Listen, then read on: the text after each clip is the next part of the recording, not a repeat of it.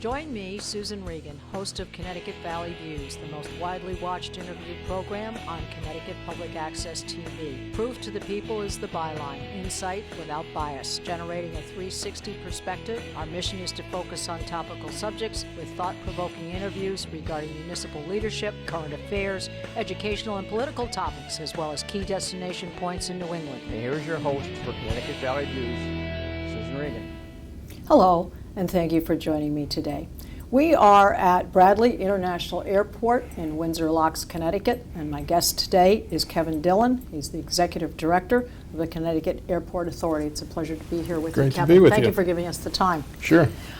Give us a little bit of background on, you've had a very extensive, broad career in airport authority matters. Tell us about it. Sure. I've been in the airport business now for about 40 years.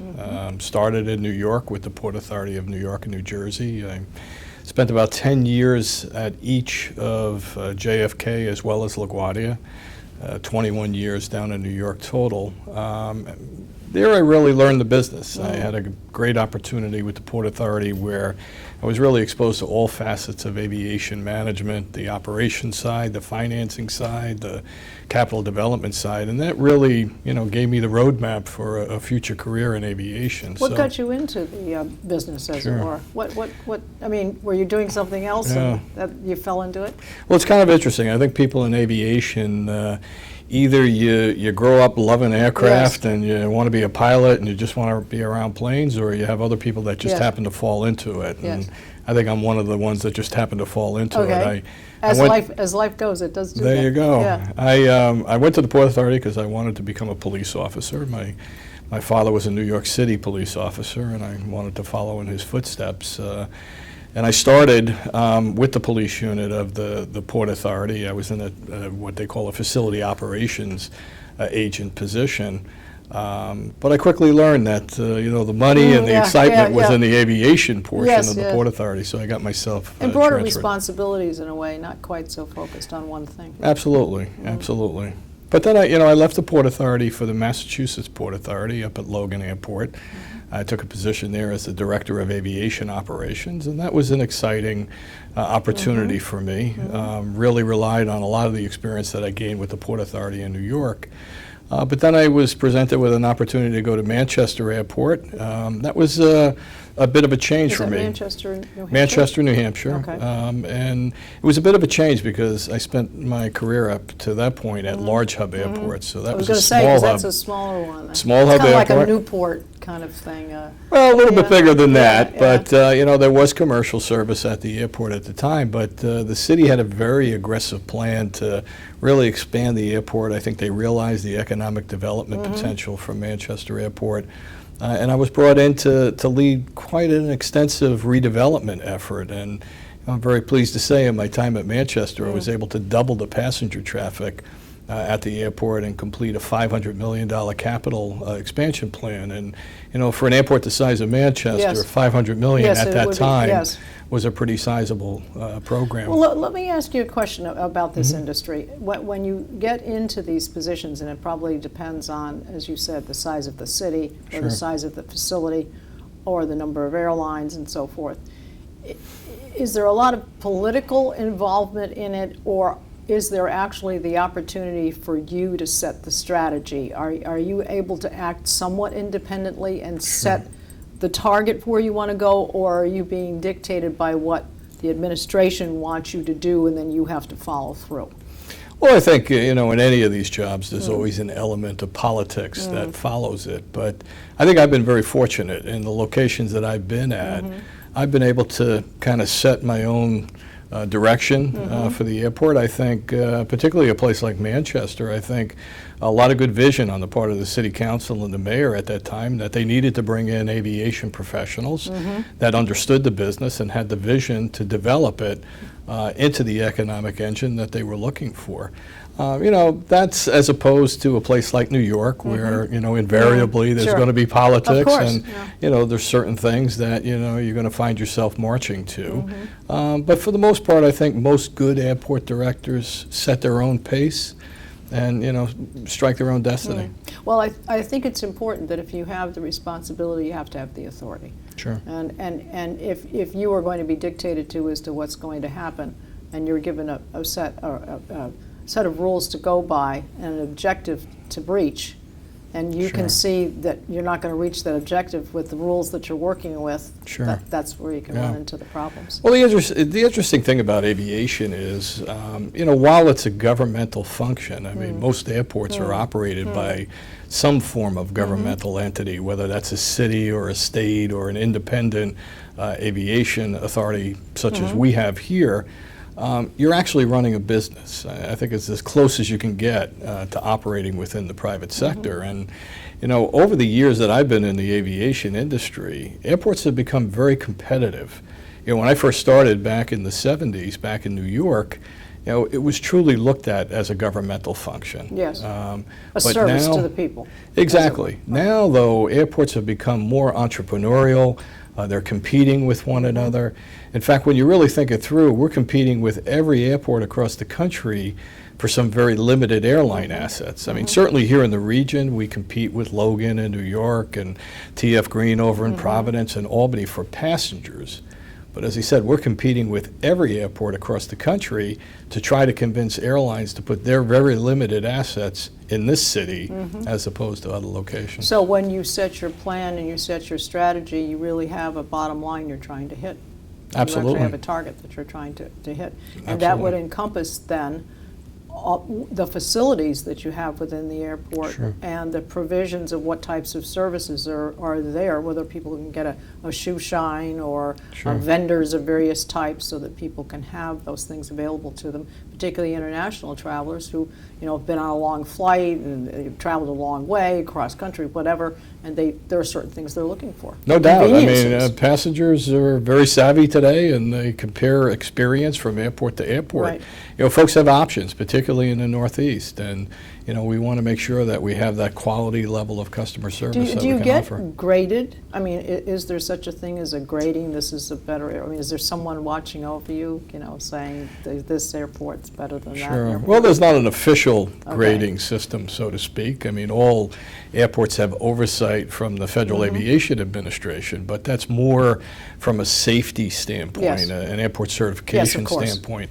But there's informal grading systems, if you will, various surveys that are undertaken that rank airports. With absolutely. Passengers and absolutely. How was your experience today, and so forth and so on. Absolutely. All right. Well, we've talked about the airport in general, but specifically, I mean, you're the CEO, as it were, of this business here at Bradley and for all of Connecticut. Sure. But what do those responsibilities directly?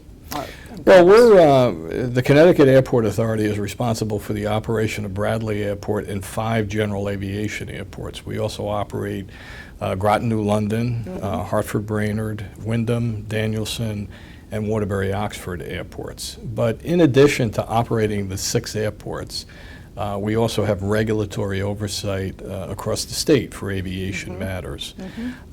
Airports such as Tweed, New Haven, and Sikorsky and Danbury are considered municipally owned airports that operate outside of the Connecticut Airport Authority structure. But as I said, we administer statewide grant programs where those airports will take advantage of those grant programs, so they interact with us quite a bit.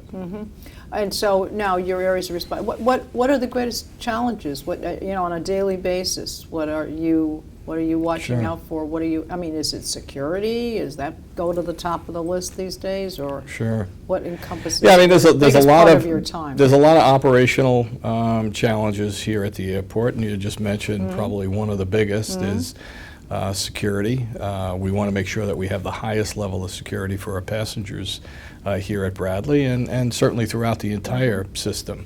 But I'd have to say, particularly at a medium hub airport or a small hub airport, usually the challenge centers around finances.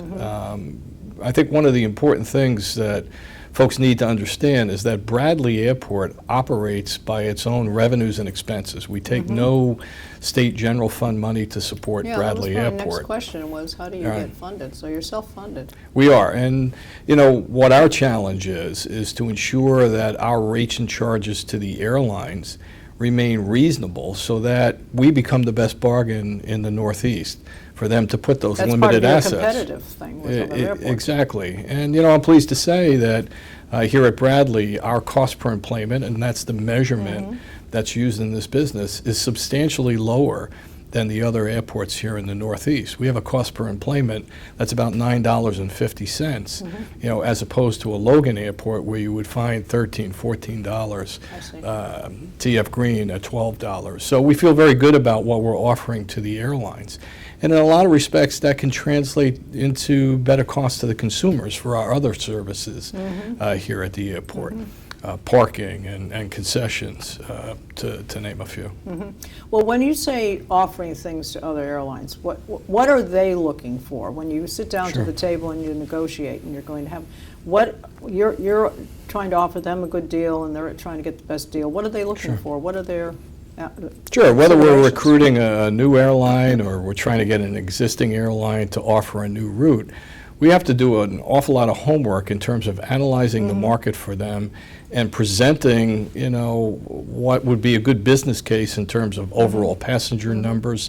This is a very, very healthy market for the airlines. When you look at the population base that falls within our catchment area, there's over 3 million people that live within that catchment area. So we go out, we do a lot of research, we understand exactly where people are traveling from, we know where they're traveling to, we put that data together and we offer the airlines all of that information and try to convince them that there's a good market, whether it's to start service in total at the airport or it's to add an additional route, right? So that's what we're going out and offering to the airlines, is a good understanding of what this market is. But we're also, trying to offer to them a very low cost of operation here at the airport. Sure. I've often, been quoted as telling the airlines if I could have them operate here for free, I would do that. Yes. Because the reality is we generate economic activity based on passenger flow. Right. So we're constantly trying to convince the airlines, put additional seats in here so we can pump additional passengers through the airport. Because that's not only good for the other airport businesses, the parking dollars and the concession dollars, but all of the restaurants in the area, all the hotels in the area, all the tourism venues in the state and the region, all benefit by that heavy passenger volume coming through. Of course, the traffic flow makes a great deal. So that's what we're after when we talk to the airlines. Now you have periods of activity that are heavier flow. I'm going to say one thinks is it tied to the holiday period? Is it more the summer period, or what do you see where you peak on traffic flow? Sure. I mean, there's, certainly anytime you have the holiday period where people have more leisure time, you'll see an increase in traffic. But, an interesting point, a lot of folks think the highest travel period is around Thanksgiving. I think if you That's what people normally say. Yeah, but it's actually not. Okay. At most of the airports that I've served at, it's actually a day in August where business travel and leisure travel with folks taking the kids on a vacation before they go back to school all peaks. So if you looked, across the spectrum of the 365 days a year, you'll always find it's a travel day in August that's usually our peak day. Do you have, I guess I won't call them focus groups, it's a marketing reference, but do you take the temperature of passengers to see how we're doing in serving you? I mean, is there something you send out? Is there something you mail out? Do you ask them to fill it out while they're sitting on the plane? How are we doing, kind of thing? We do. We're naturally very interested in what our passengers are saying. Because that's going to cause the traffic, and that's going to make a better thing back to the airplanes. I mean, we get informal feedback. We get positive letters. We get negative letters that we react to. But our marketing staff, we have a marketing department here at the airport, spends a fair amount of time each month actually going out into the terminal and surveying people. So we get a good handle on, what was folks' experience like getting into the parking lots, how's their experience in terms of the airline and the check-in and the security processing. And even though some of those things we don't directly control, for example, we don't control airline ticket counter check-in. We don't control the security checkpoint. That's the Transportation Security Administration. We'll share that information with them to help improve their operation as well. Well, with regard to travel and passengers and so forth, we could ask a lot of dynamics about, is it more business travel, is it more, but I'm going to ask what's going to come off as a sexist question, all right? Generally speaking, over the years, we've seen, it used to be to be someone who's going to service people on the airline, the wait staff was generally women. That, of course, has changed. There's some men that are working as staff. But what I rarely see, or I'm not sure I've ever seen, is a woman pilot. I mean, and I've traveled a great deal, internationally, domestically, for the corporation that I work for. Sure. Are there women pilots? I just haven't seen them. Absolutely, and there's some of the best Okay. out there.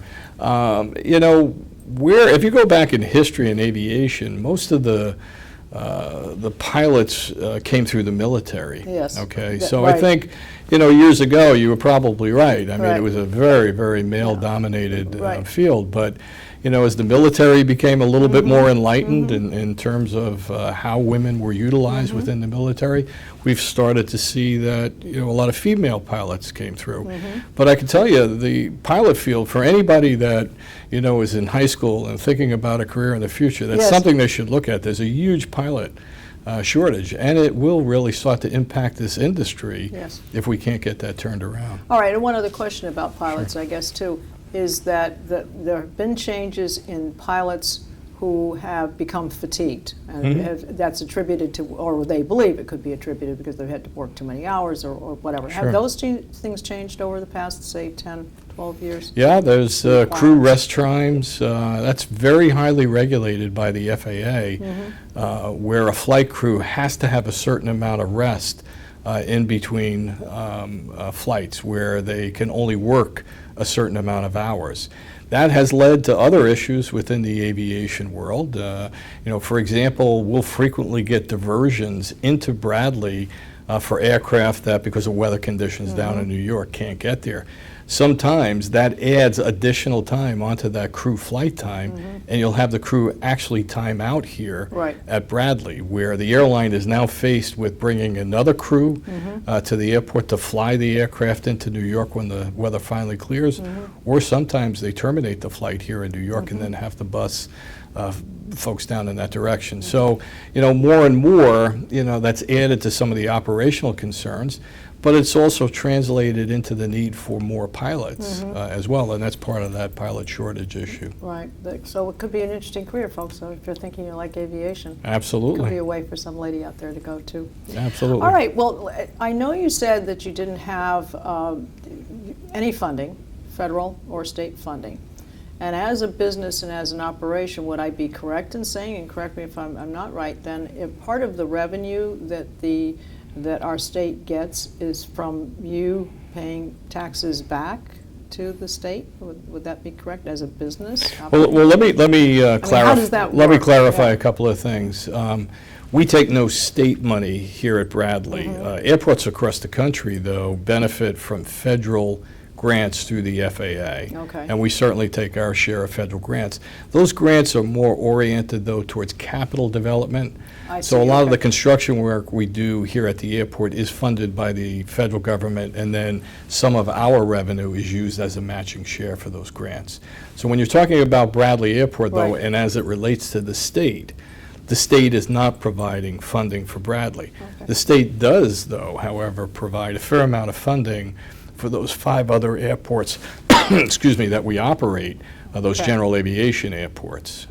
And that comes in the form of a subsidy, if you will, through the transportation fund. Okay, so because this budget has been rather a ferociously fought-over subject Sure. during the past few months, how have they fared on that? How has that worked out? Well, there were some challenges there. If you looked at the governor's budget that was originally put out, there was funding that was approximately $3 million per year, $300 million, excuse me, Yes. $3 million per each year of the biennial budget, okay?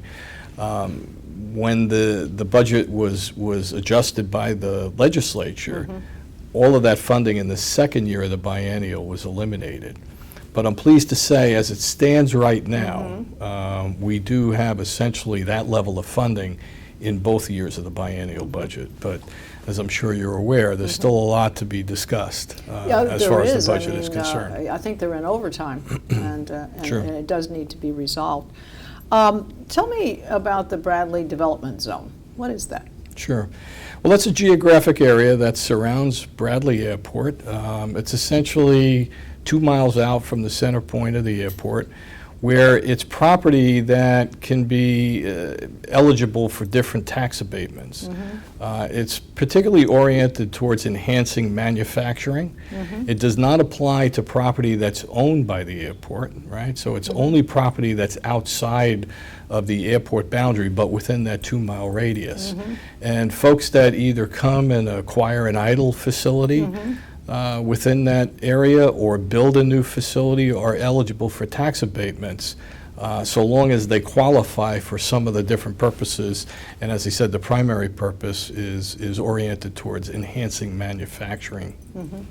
All right, let's talk about something we mentioned a little bit earlier. I know you can't take us too much in depth because for security purposes, but obviously at the top of people's minds are security these days. And you have the TSA here. I guess I might ask you, would you want to see that privately run business versus the TSA, considering they seem to have done very poorly? I have to admit that I've heard that something like 97% or 97 items that they did not pass well on their test, which makes people alarmed. What have you done here at Bradley? And I guess, is there a decision that you can do what you want to do here, or are you defined by the rules of the aviation business that you have to follow certain security measures? There's no doubt, just as we're regulated by the FAA on the safety side, we are regulated by the federal government on the security side as well.